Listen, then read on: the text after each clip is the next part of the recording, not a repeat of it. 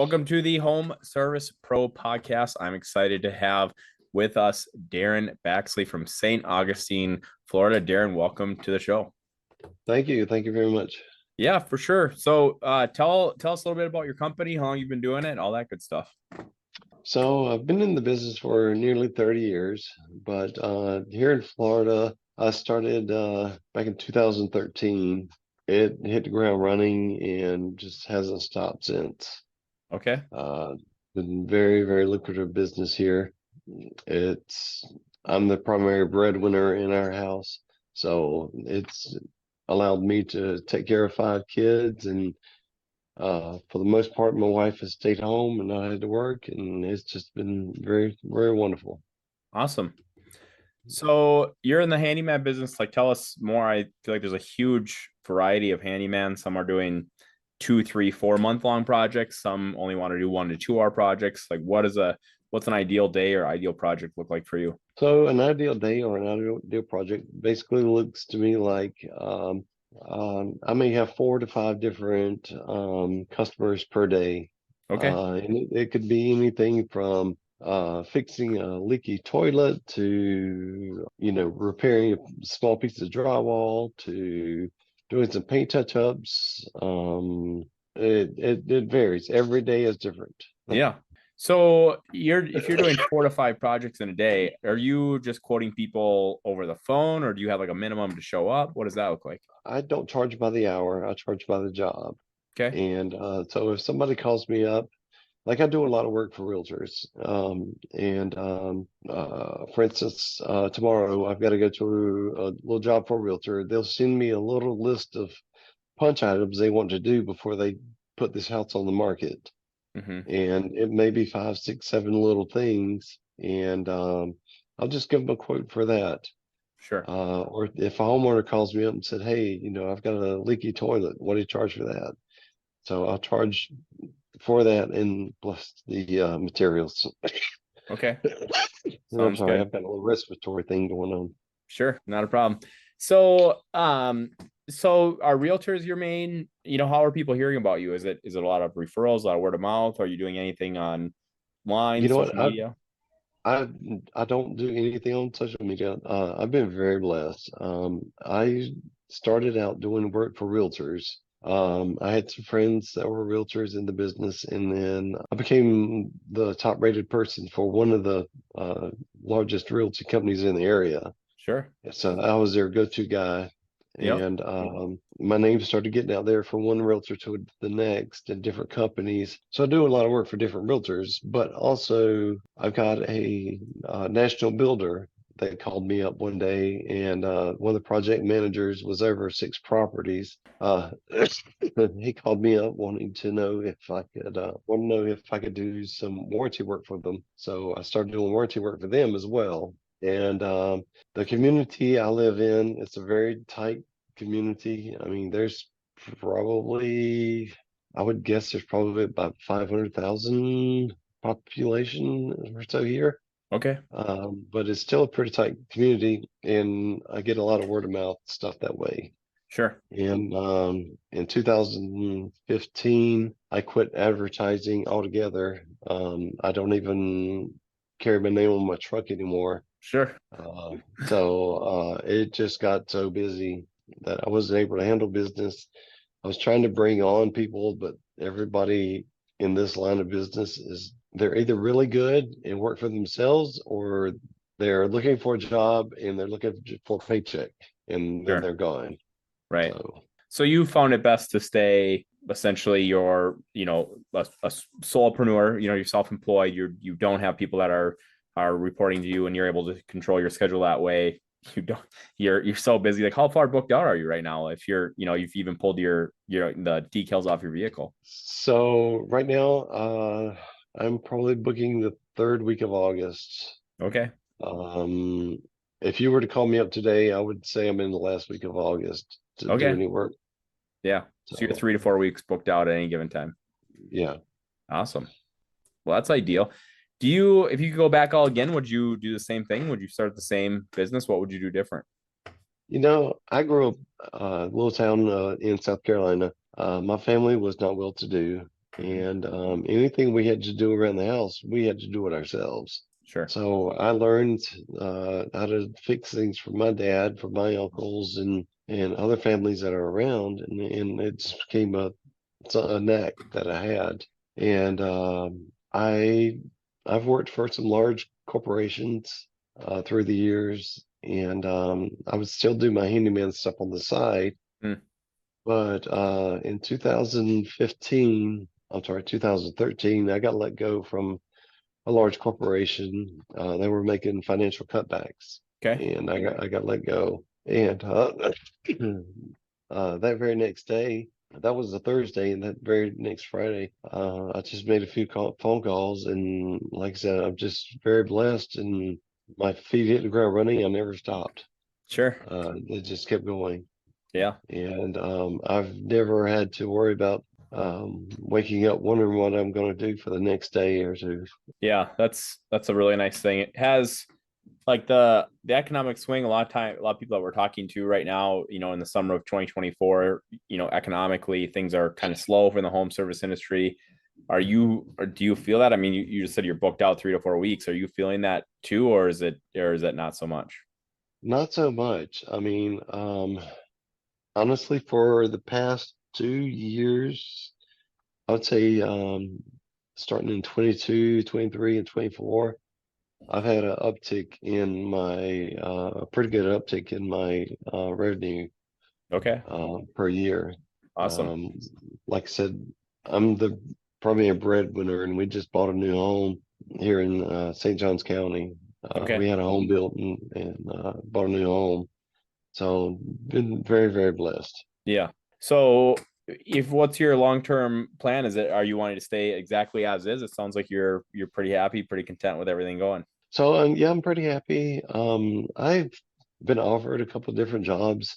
I love what I do. I mean, I'm not doing the same thing every day. I meet different people every day.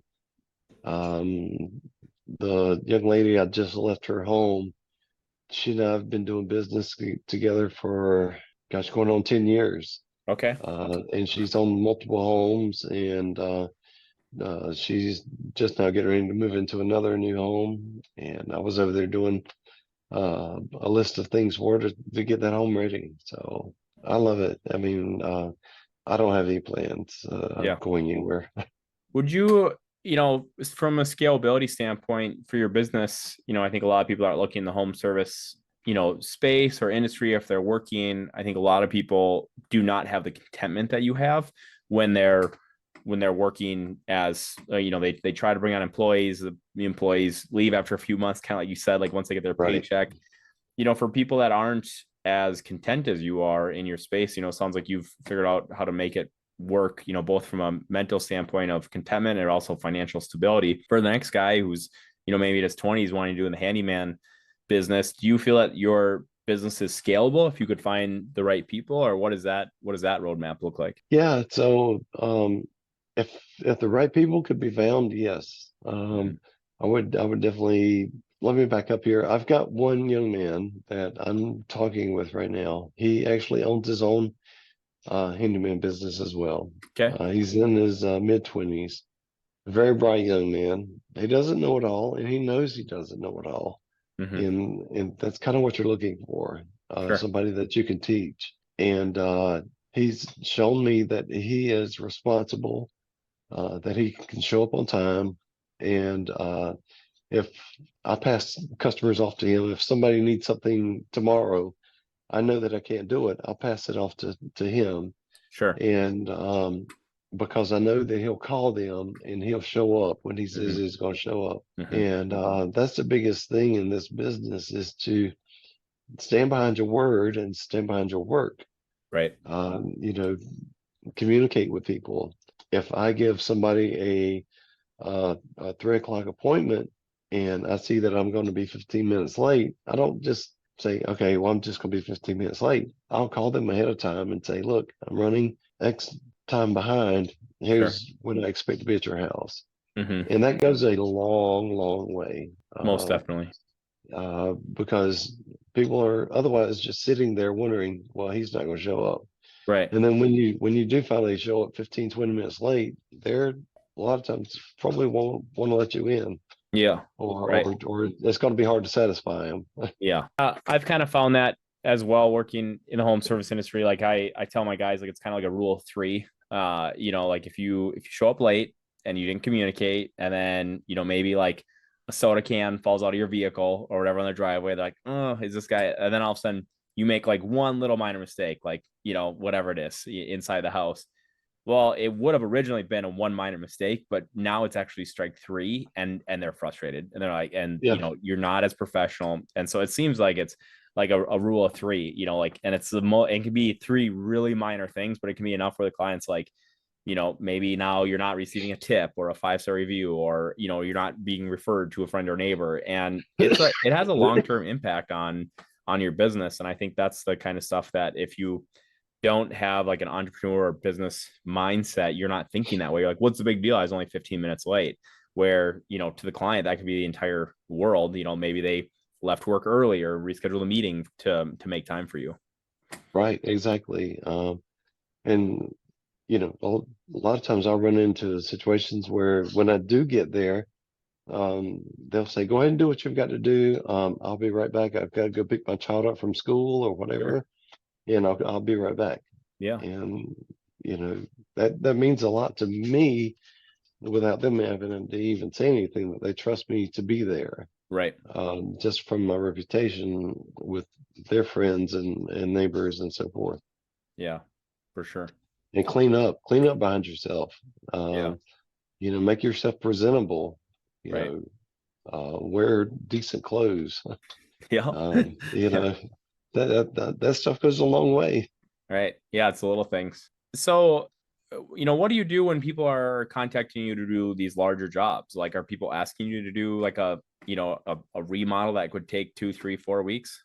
So I do get those calls, and because I've been in this business for so long, I've gotten a lot of different contacts. If it's a remodel, I've got two or three guys I'll refer them out to that do that kind of work, Hmm. because I'm not, I don't want to tie myself up for 3, 4, 5, 6 days on one job, that I can make X amount of money on, when I Hmm. know I could make more money doing 4 or 5 jobs a day. Right.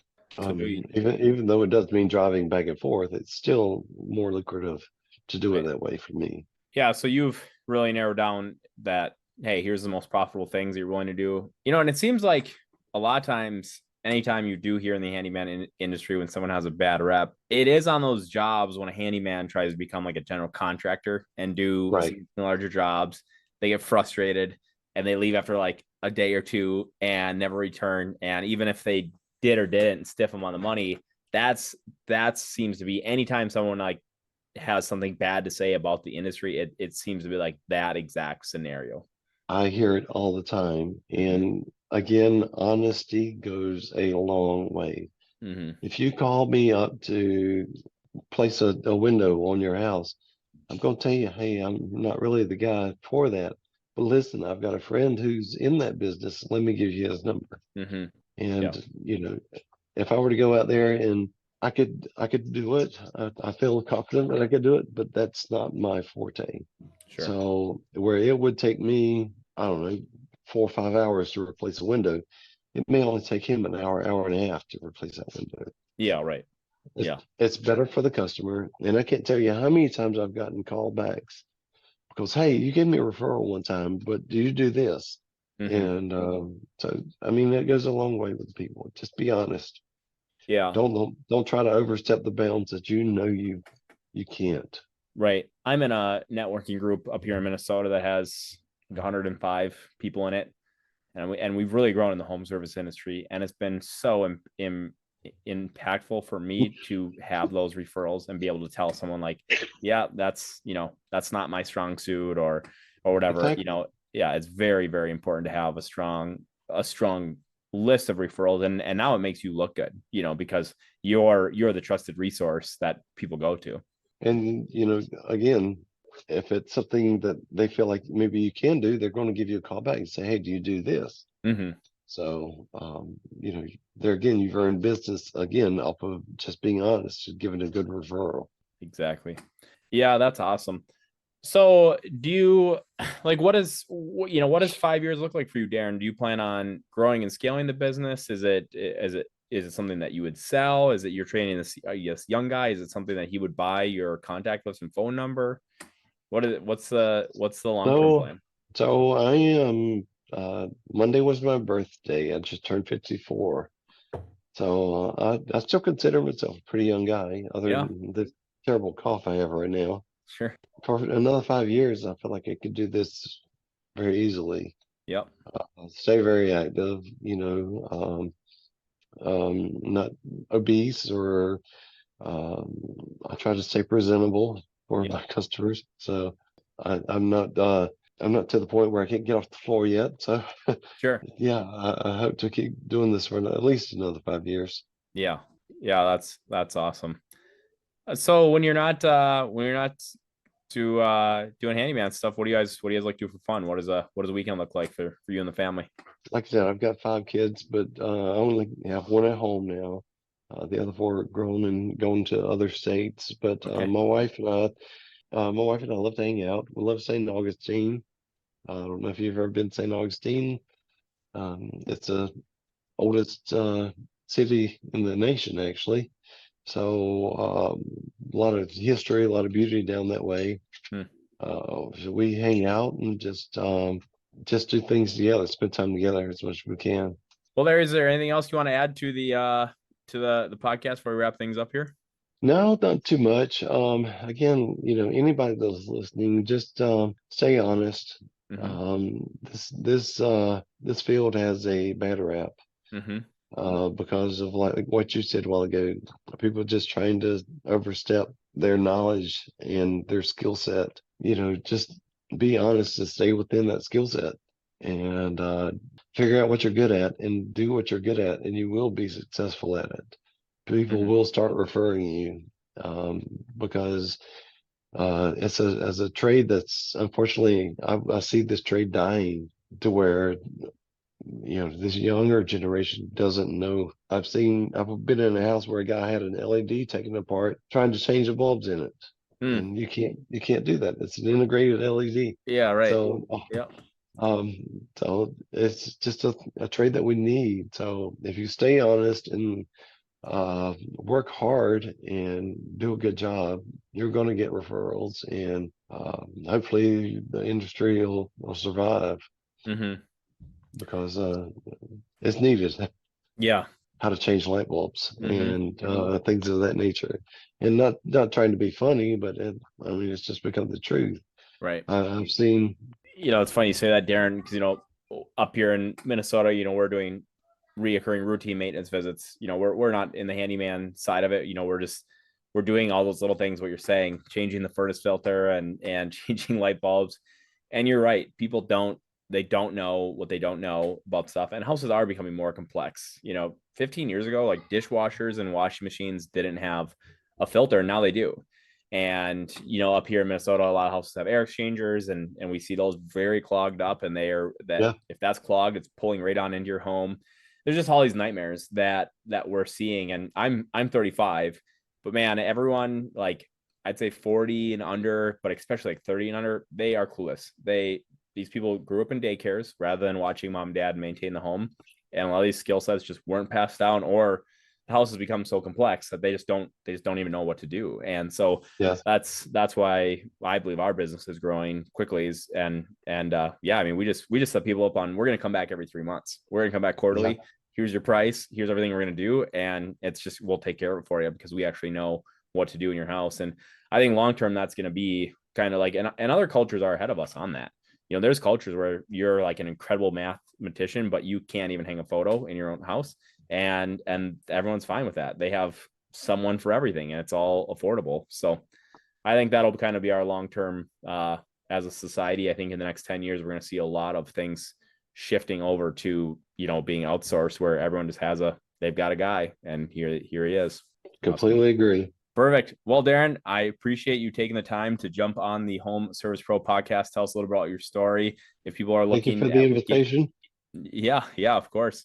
If people are looking to get into handyman or I think you've definitely nailed something down here by staying in a niche, and I compliment you on that, because I think a lot of people are willing to say yes to a lot of these big projects, but it sounds like you've found a nice niche where you're happy, you're booked out 3 to 4 weeks, which is really nice in the home service industry, and you're seems like you're very financially stable with you and your family. So congratulations to you, Darrin, on it seems like you've got it all figured out. So congratulations to you. And if people want to reach out to you, Darrin, what's the best way to get a hold of you? So probably my Facebook page, because I Okay. don't have any other social media.